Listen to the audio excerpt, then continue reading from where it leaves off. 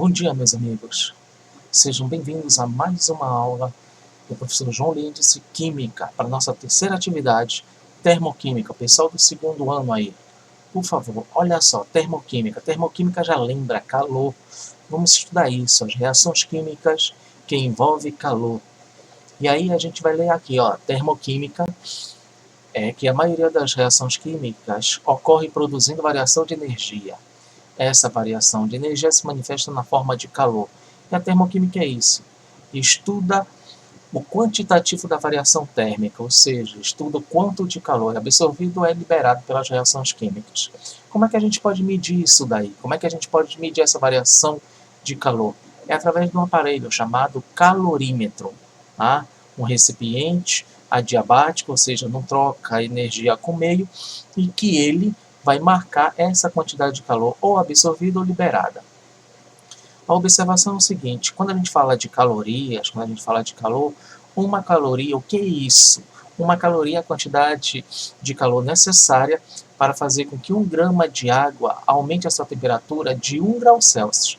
Isso é caloria, né? A quantidade necessária de calor para aumentar 1 grau Celsius 1 grama de água. É isso. Tá? E aí, quando a gente fala de termoquímica, a determinação do calor absorvido ou liberado é feita através de uma expressão, que é a quantidade de calor sensível, igual a mc ΔT. O calor é medido em calorias, m é a massa específica, c é calor específico, e ΔT é a variação de temperatura. A priori, os cálculos nós vamos fazer agora, mais tarde nós iremos fazê-los. E aí, a gente trabalha isso daí, ó, poder calorífico dos alimentos. E a gente sabe que tem alimentos extremamente energéticos, né, que essa energia deles, em função das suas percentagens, é feita através de carboidratos, proteínas e gorduras.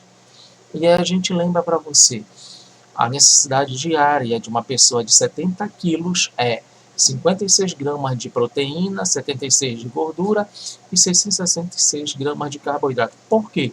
Porque o carboidrato é a principal fonte de energia para a gente. Não é a maior, mas é a principal. Tá? A maior fonte de energia nossa é a gordura, olha aqui, ó. Então, a quantidade de energia liberada na queima de gordura ela é muito alta. Por isso que os alimentos gordurosos, às vezes, não engordam com muita facilidade. Então, está aqui o poder calorífico, veja o poder das gorduras, muito maior do que proteína e carboidrato. É por isso que a gordura na sua alimentação tem que estar lá embaixo, a quantidade que você come. Aqui, novamente, uma pirâmide alimentar. E aí a gente fala disso aqui, ó, de uma equação termoquímica. Como a gente está falando de reações químicas, a gente tem que apresentar para vocês a equação termoquímica. A equação termoquímica é uma reação química que indica para mim a variação de entalpia, a variação de energia que foi absorvida ou foi liberada. Tá? Indica para mim os estados físicos. Olha aqui, ó, metano reagindo com oxigênio e produzindo água. Eu tenho os estados físicos de todas as substâncias, no caso aqui, todas estão no estado físico gasoso. Eu tenho a variação de entalpia, que no caso aqui é menos 820 graus Celsius, e também me indica essa equação termoquímica a temperatura e a pressão. A temperatura de 25 graus Celsius e a pressão de 1 atm. E por último indica para mim a quantidade de matéria, ou seja, o número de mols dos elementos participantes, das substâncias participantes. No caso aqui, 1 mol de metano reagindo com 2 mol de água, produzindo... Desculpa, 1 mol de metano reagindo com 2 mol de oxigênio, produzindo 2 mol de água e 1 mol de gás carbônico. Tá? Então está aqui duas reações para você. A reação de combustão do metano e a reação de síntese do ácido iodídrico. E aí, quando a gente fala em reações, a gente lembra que as reações elas podem ser exotérmicas ou endotérmicas. O que são reações exotérmicas? Olha o nome, exo, para fora. Térmica é calor, significa calor que está sendo liberado, calor que está sendo jogado para fora, para o meio ambiente. Então, reações exotérmicas são reações que liberam calor para o meio ambiente. Elas possuem uma energia, uma entalpia dos reagentes maior que a entalpia dos produtos. Tá? E, consequentemente, apresentam um ΔH negativo. Por quê? Já vou explicar isso daí. O ΔH é a variação de entalpia entre reagente e produto. Então, a gente faz produto menos reagente. Como o produto é menor que reagente, ou como o reagente é maior que produto, essa variação vai dar negativa. Quer ver um exemplo? Olha aqui o nosso gráfico. Ó. Reagente com energia lá em cima e o produto com energia aqui embaixo. Para eu produzir Para eu sintetizar esses produtos com energia baixinha aqui, eu tive que perder energia. Veja que caiu aqui, ó, o gradiente cai. Então quer dizer que eu estou liberando energia para que eu possa produzir, para que eu possa realizar essa reação química. E está aqui a reação de combustão. Qualquer reação de combustão, nesse caso aqui da madeira, do fósforo, se você se aproxima, você sente calor. Por que você sente calor? Porque ela está liberando calor. É uma reação exotérmica. E veja aqui a equação química e veja aqui o ΔH. Como eu disse, como o reagente é maior que produto, quando você fizer produto menos reagente, vai dar negativo aqui, ó. Então, ΔH negativo, ΔH menor que zero, significa que a reação é exotérmica, significa que a reação está liberando calor. Muito bem. Quando a gente olha aqui, a gente tem a reação endotérmica. Olha o nome, endo para dentro, térmico é calor. Quer dizer calor para dentro. Quer dizer que ela está absorvendo calor. E se ela está absorvendo calor, qual é a condição? Que a entalpia dos produtos seja maior que a entalpia dos reagentes. Fechou, é isso. Olha o nosso gráfico. A entalpia dos reagentes é baixinha, a entalpia do produto é alta. Quer dizer, para ele formar os produtos, ele precisa ganhar energia. Ele precisa absorver energia para se formar os produtos. Se ele precisa ganhar energia, a variação de entalpia vai ser positiva. Quando eu fizer produto menos reagente, vai dar positivo. Então, essa característica, quando você olhar um gráfico em que a energia dos produtos é maior que a energia dos reagentes, isso é uma reação endotérmica. E quando você olhar o ΔH da reação, ele vai ser positivo, ele vai ser maior que zero. Porque quando você fizer produto menos reagente, esse produto é maior que o reagente. Se a energia do produto é maior que a energia do reagente, isso vai dar um resultado positivo. Como exemplo de reações endotérmicas, nós temos as bolsas de gelo, aquela quando você se machuca, você recebe uma bolsa com um sal lá dentro, você bate, ela gela. Ela gela para que seu músculo não entumeça, não fique rígido demais. E aqui a reação de fotossíntese, que também precisa de energia para que ela possa se processar. Tá bom? As mudanças de estado físico, veja que nas mudanças de estado físico, de sólido para líquido, precisa absorver energia, ou seja, pegar uma pedra de gelo e tirar do congelador, o congelador está frio, e você colocar em cima da mesa, esse gelo vai absorver energia do ambiente. Então ele está absorvendo energia do ambiente, está passando de sólido para líquido. Mas você não está satisfeito, você pega esse líquido, coloca no recipiente, coloca na boca do fogão e mete-lhe fogo. O que acontece aí? Essa água vai evaporar, ou seja, continua absorvendo energia para que se torne estado gasoso. E para voltar, se eu absorver para virar gás, para virar sólido eu vou ter que retirar energia. É o que acontece quando você tira uma panela do fogo e ela esfria, ou seja, ela está perdendo energia, ela está liberando energia para produzir água líquida, para se transformar em água líquida, e depois você pega essa panela e coloca no congelador. Aí mesmo que ela vai perder energia e se transformar num sólido. Tá? Lembrando que mudança de estado físico não são reações, são só processos físicos. Tá?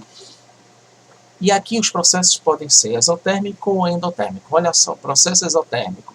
A entalpia do produto é menor que a entalpia do reagente, o reagente tem mais energia que o produto. A variação de entalpia é negativa, porque se você subtrair produto menos reagente, vai dar negativo.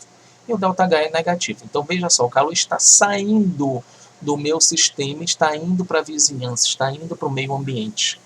Já quando o processo é endotérmico, ele está absorvendo o calor do ambiente, ou seja, se ele está absorvendo, os produtos terão maior energia do que os reagentes. O ΔH é positivo, o ΔH é maior que zero. Fique esperto com relação a esses processos endotérmicos e exotérmicos. E aqui para você, só um resumo do que é o processo endotérmico. Aquele processo endo de absorção de calor, térmico, que é calor, quer dizer, vou absorver calor, vou jogar calor para dentro da minha reação. Então veja que a minha reação química, eu estou colocando ela aqui para você, e quando eu coloco essa reação química, veja aqui do lado o ΔH positivo. Se o ΔH é positivo, ele é maior que zero. Se ele é maior que zero, a entalpia do produto é maior que a entalpia do reagente. Olha o gráficozinho aqui, ó, gente. A energia do produto é maior que a energia do reagente.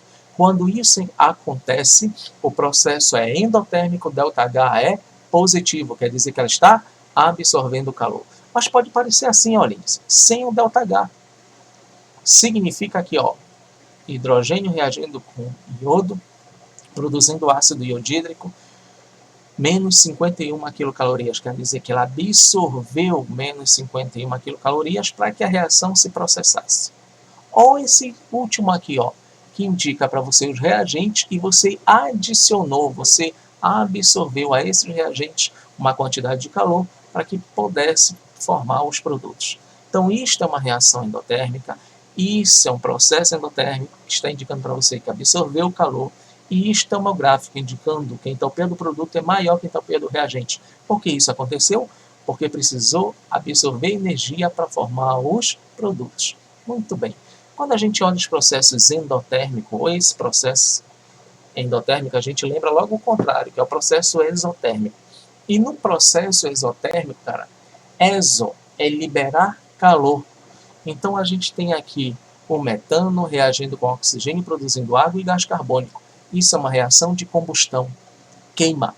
E se queima, está liberando calor. Olha o ΔH negativo, significa que houve liberação de calor, significa que a entalpia do produto é menor que a entalpia do reagente. Olha o meu gráfico aqui, ó. A entalpia do reagente é maior que a do produto, ou a do produto é menor que a do reagente. Lembre que o processo exotérmico ele libera calor para o meio, ele libera calor para o ambiente, ele libera calor para a vizinhança. Aí tu disse, Lindes, quem é a vizinhança? Vizinhança sou eu que vou perceber se aquele sistema ele está absorvendo ou está liberando calor. Então, quando você ouvir falar de vizinhança, você ouvir falar de meio ambiente, é você que está se aproximando do sistema e percebendo se esse sistema está absorvendo ou se esse sistema está liberando calor. Tá bom? Logo embaixo você tem isso aqui, ó. Também a reação de combustão do metano, só que aqui você tem mais 820 quilocalorias, quer dizer, você teve a reação e liberou essa quantidade de calor.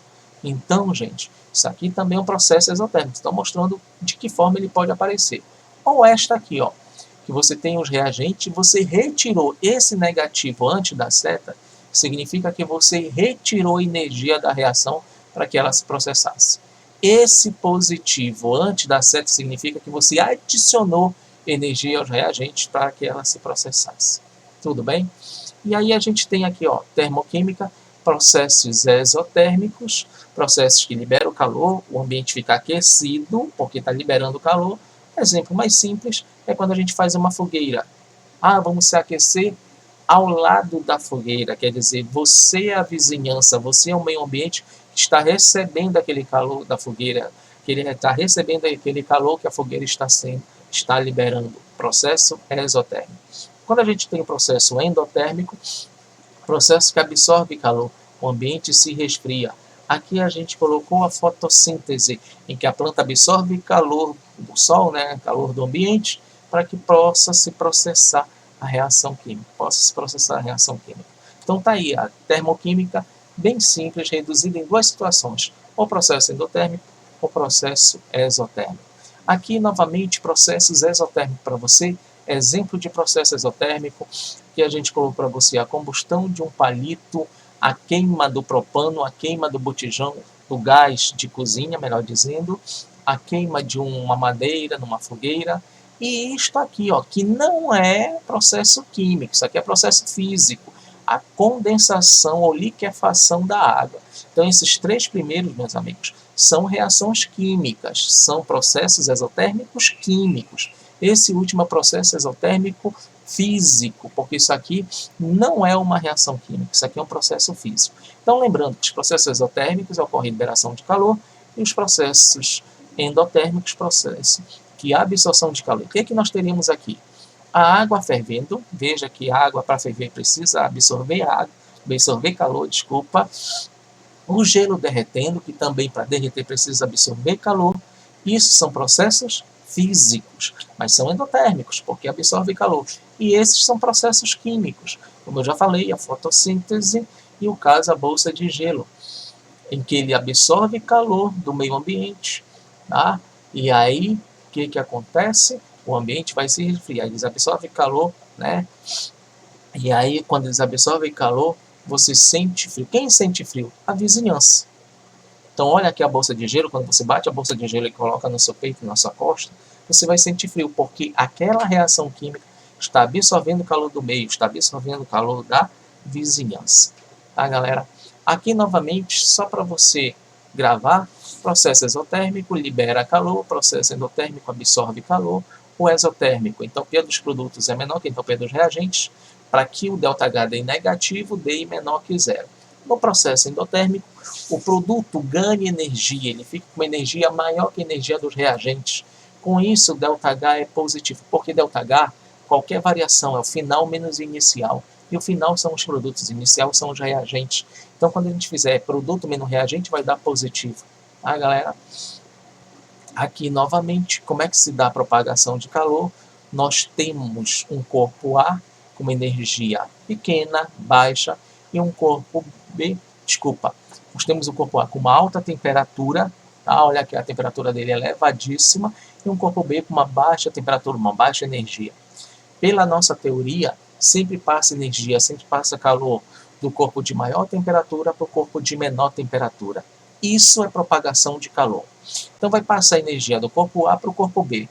Então a energia está passando do corpo A para o corpo B. Quando isso acontece, baixa a energia do corpo A e eleva a energia do corpo B para que eles possam equilibrar essa quantidade de energia, para que você possa ter o equilíbrio termodinâmico. E quando esse equilíbrio acontece, a energia do corpo A é igual à energia do corpo B. Eles estão na mesma temperatura. Isso aí a gente chama de transferência de calor, com a finalidade de ocorrer o equilíbrio termodinâmico, em que corpos com diferente temperatura, depois de certo tempo, passam a apresentar a mesma temperatura.